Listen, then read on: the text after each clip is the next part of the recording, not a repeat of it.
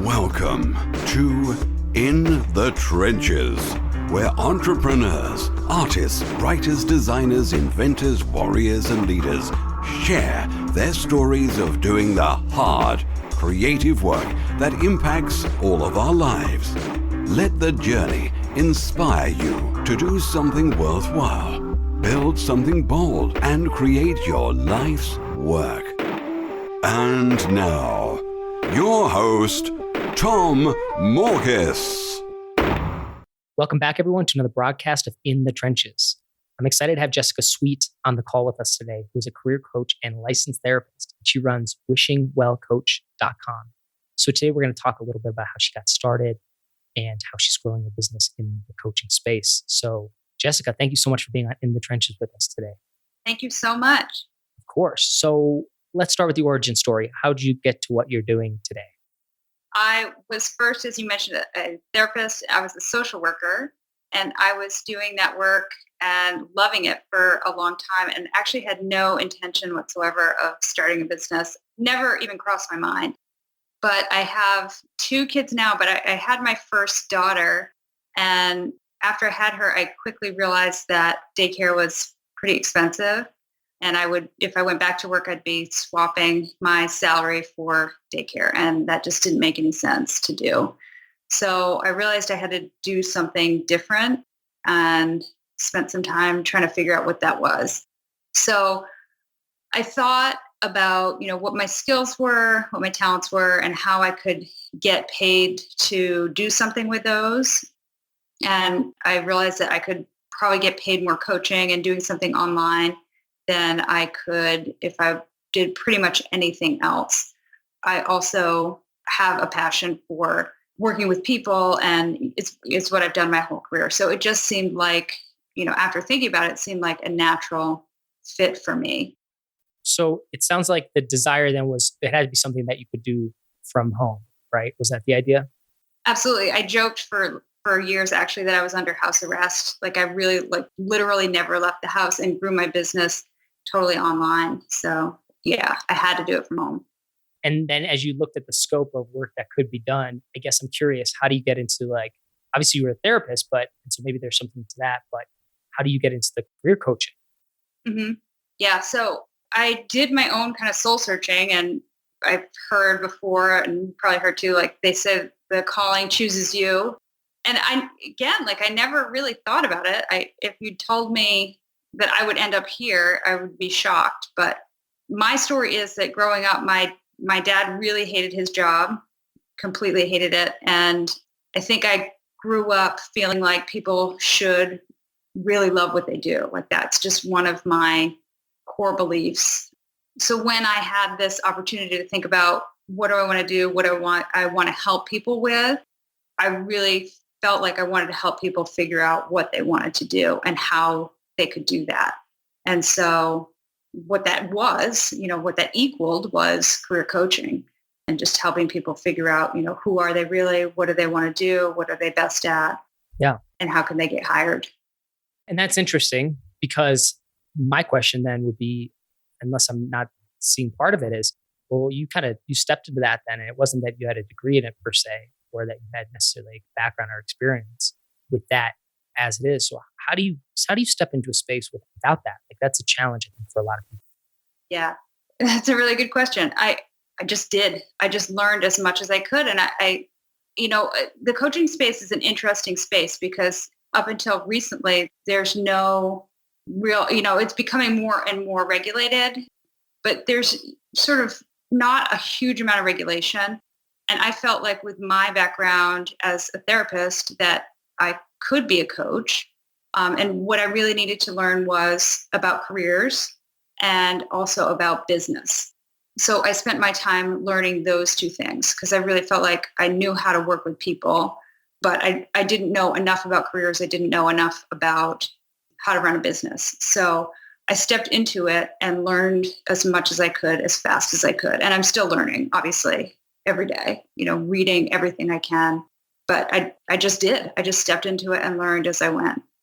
Yeah. And I love that because it's an important message. Sometimes I stop and think about where I'm at and wonder how did I get here in many ways. And think about how hard it is to start from scratch, but that's what I did. And it is just putting one foot in front of the other, I think, and just kind of walking that path. So you're going into it, it's a new landscape. What are some of the first things you do? Yeah. So I started a website. I mean, it's interesting looking back, and I don't know that I ever really asked myself that question. I just kind of did. But I started a website, and I think the first thing that I realized I needed to do was just kind of get seen and get heard. And I guess that is the first thing that you do. So in this circumstance where I was under house arrest, like I knew I couldn't do any speaking. I couldn't even really do any coffee meetings with people. It was all going to be online.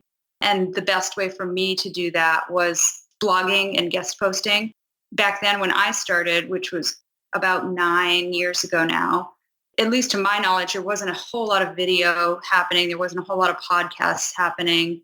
If it was happening, it wasn't in my, field of vision. I wasn't seeing that going on.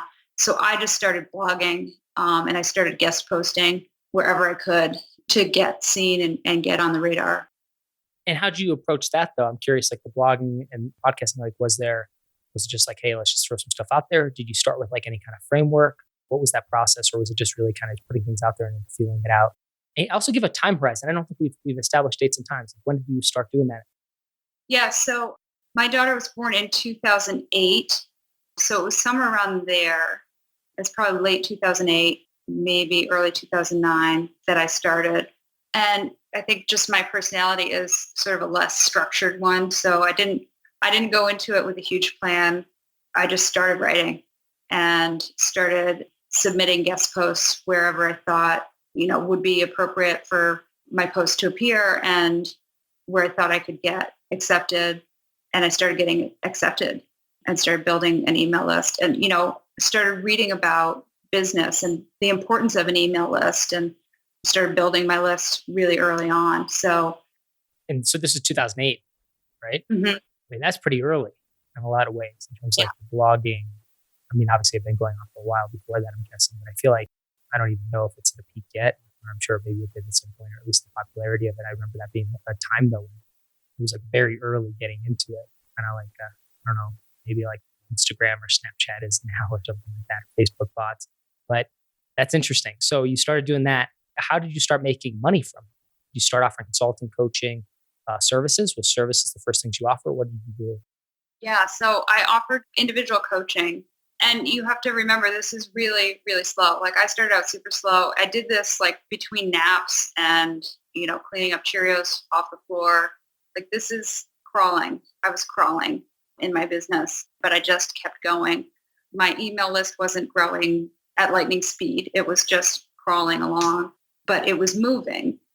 So I was just doing what I could. And I did a little bit each day. Was there any kind of tipping point for you, or was this just gradual growth the whole way? I think that it was gradual and slow for a really, really long time. But then it wasn't until actually very recently, to be honest, that it started doing much better. And the thing that changed is, so I had another daughter. I have two kids now, and she's 6. So last year she went to kindergarten. So last year was the first year that had sort of more ability to work on it full time.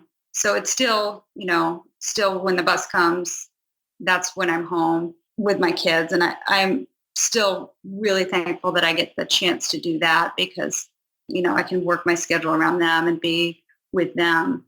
But that was the first time since it started that I really had the chance to really focus on it. And that I think so far has been the tipping point. That's awesome. So tell me about this. You got started with blogging, podcasting, so your content creation, and you started that a while ago. You're fairly established then in that regard. Does that give you an edge in the space at all? So I was not podcasting. That I don't think that it didn't necessarily, it might have existed, but it wasn't in my scope at that point. I'm sorry. Did I just make that up then? Maybe I misheard then. That's okay. No, I was guest posting and posting it. Okay. Got it.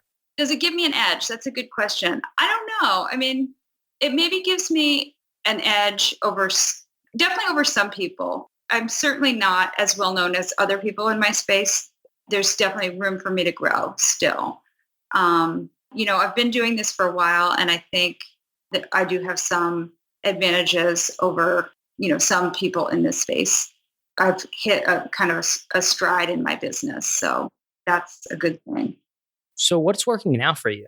Is it still the blog and guest blogging, or have you used other strategies or techniques to grow your business? Yeah. So I am doing some blogging now, but not as much as I was. I think what I'm really focusing on now is connecting more with other bloggers and trying to do some video of my own using Facebook Live and other mediums like that. That's something I'm just starting to think about and get into. So what's been like for you, I guess, in the last year or two, what's been the primary generator of leads in business? And that could be maybe it's repeat business from, I'm just curious, especially from your vantage point being in the coaching space and then also in the career space, both spaces that are challenging. So what's your primary way of generating leads? Yeah. There's a couple things. I've built a huge referral network. So I've connected with a lot of people in my space. I thought about what do people think about when they think about needing to change careers. And what I found is that most people don't think to themselves, God, my job stinks. I need to change careers. They think, God, my job stinks. I need to get my resume fixed up so I can get out of here. So what I've done is I've networked with a ton of resume writers and created a situation that's win-win. And I have a steady flow of referrals from resume writers and top resume writers where, they refer to me. And because I don't write resumes, I refer them back once the clients really know what they're doing and have been, well served and gotten everything that they need from me. They go right back to the resume writers. So that's been really good. It's an offline strategy, but I find these people online. So that's been great. And I'm working to get back, like I said, online with video and other things. But my blogging engine has petered out a little bit over the last year or so. I've lost a little bit of steam, so I have to get back into that. So referrals, which I think is smart, and it sounds like strategic partnerships with people that you can send referrals their way and vice versa. So that's the primary. I mean, I think that's actually often overlooked and underrated. Because I was thinking about that the other day, actually. Some of the things I'm working on, I'm like, I just don't have bandwidth for some of the projects. I'm like, and I would be so happy to hand these off to people if there were good people in the space that could do certain things. And in some cases I do. I have great people that I just consistently refer others to. In other certain areas, it's kind of really hard to find people. But I think to myself, when you're just getting started, a lot of people are trying to fill it out. What should I do? That kind of thing. And I think, man, there's so much opportunity to get started. It's really not a matter of opportunity.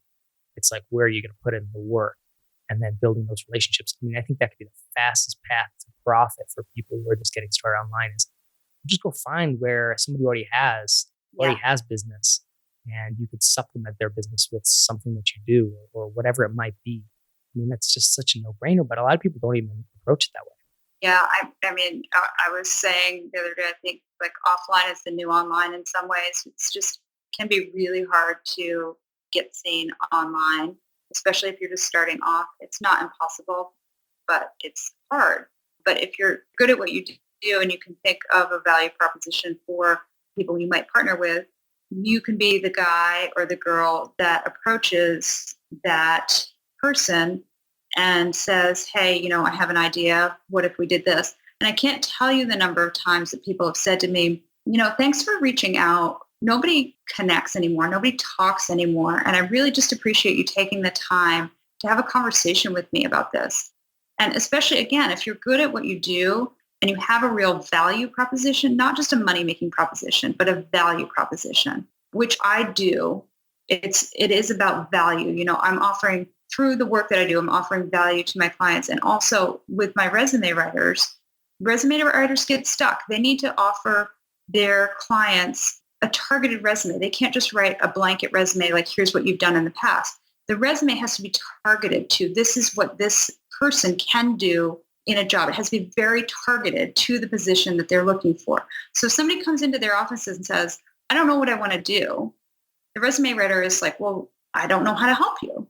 So if they have a resource like me that can then say, let me help this person figure out what it is that they want to do next, that's a valuable resource. So if you as a business owner can figure out how you offer value to the person you're approaching as a strategic partner, then that strategic partner is like, heck yeah, I really want to work with you. As an added bonus, if you offer a referral fee, if you will pay them for that referral, they really want to work with you. And you can pay referral fees all day long because you're making money on that money. So it's a really great way to build your business. I completely agree with it. It's like so overlooked, but what a simple process to establish and a great thing for people to think about.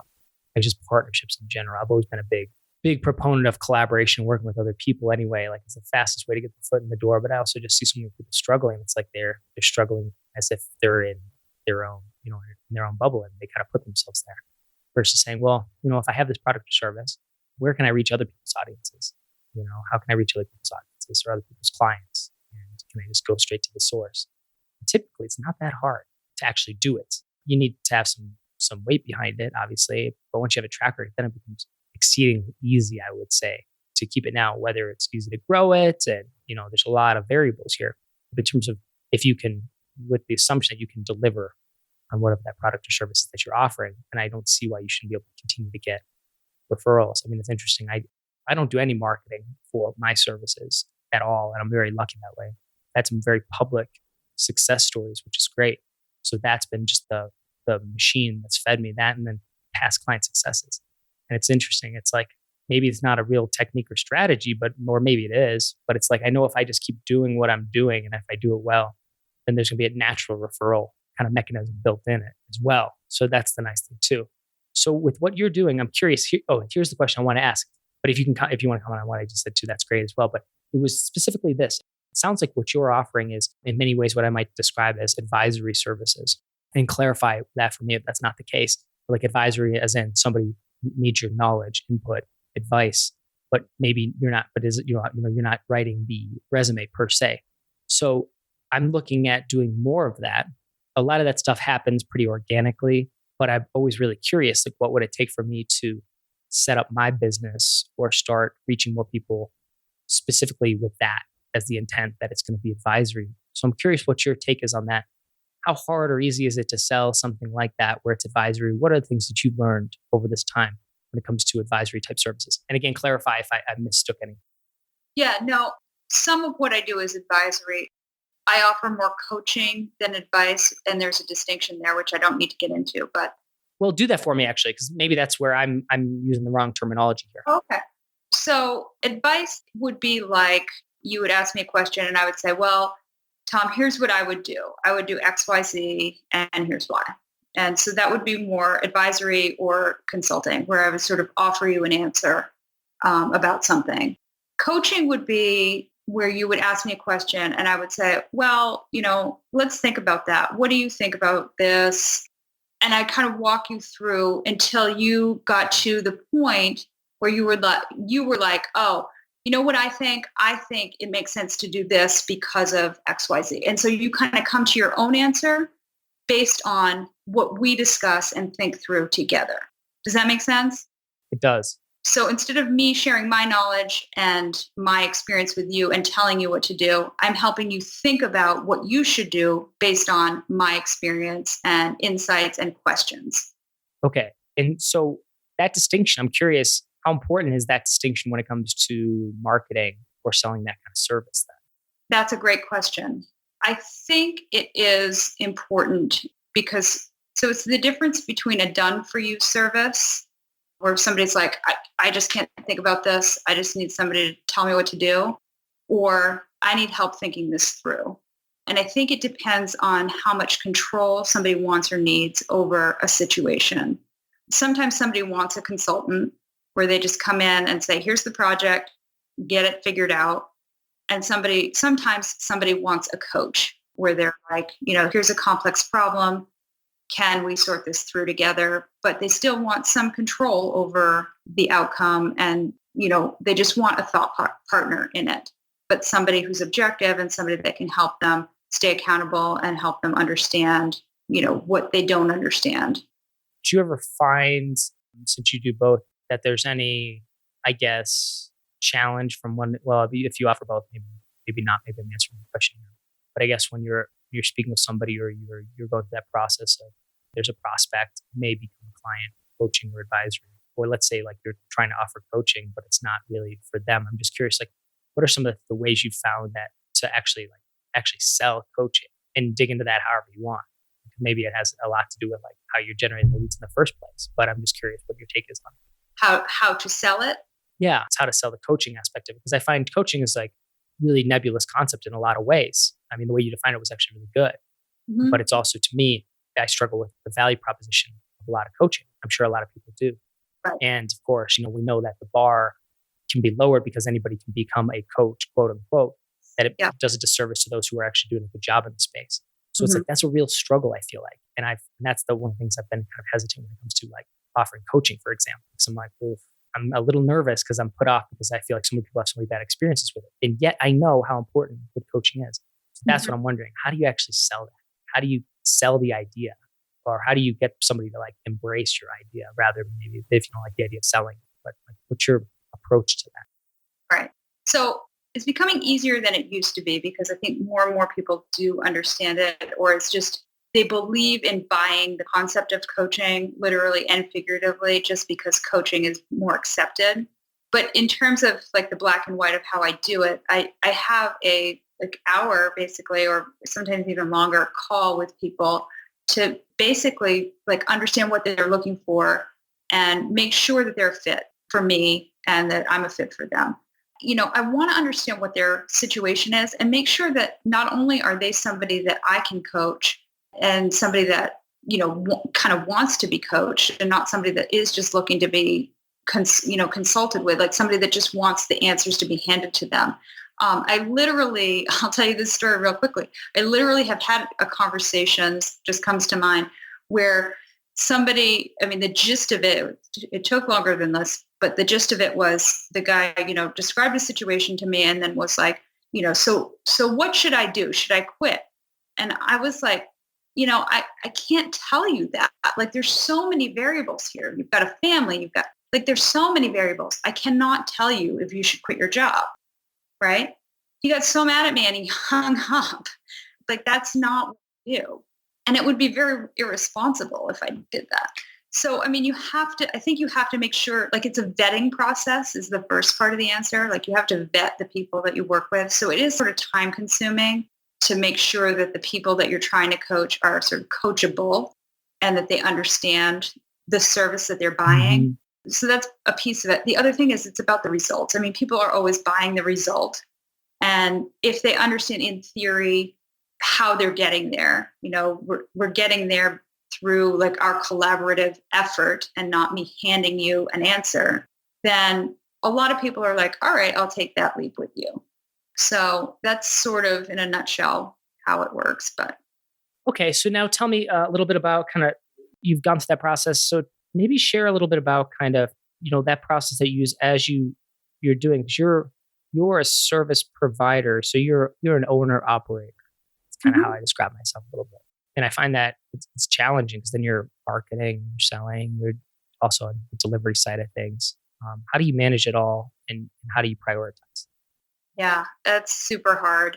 I struggle, to be honest. It's really hard. I do my best to have as many systems in place as I can. And I have 2 VAs, so that helps, and I try to keep it as simple as possible, as hard as that is. It's hard. I try.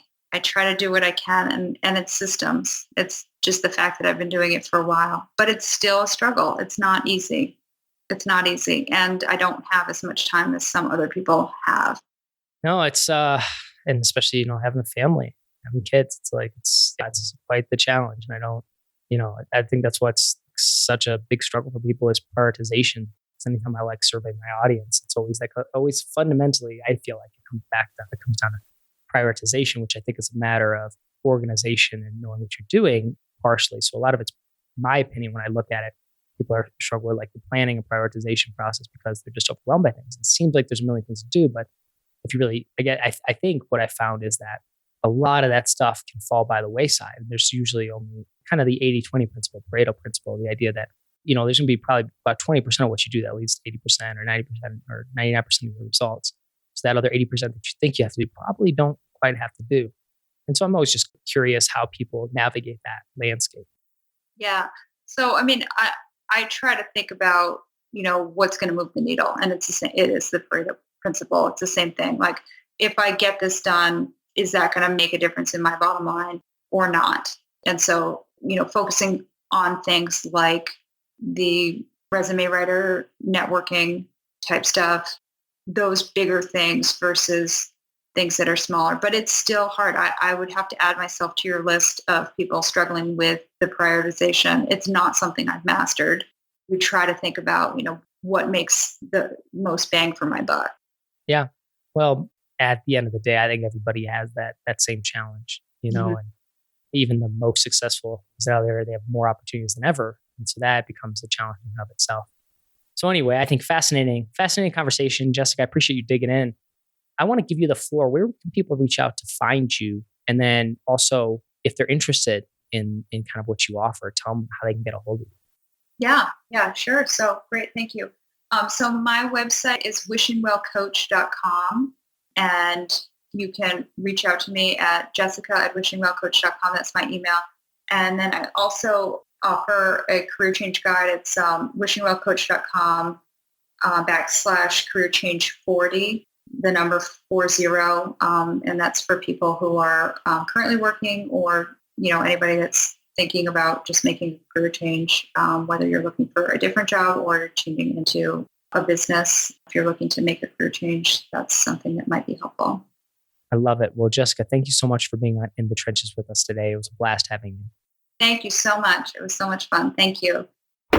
Thank you for listening to In the Trenches. Your creative work doesn't stop here. Join the Resistance, the small but growing army of entrepreneurs and artists putting a dent in the world at www.tommorkis.com. Never fight alone. Join the Resistance.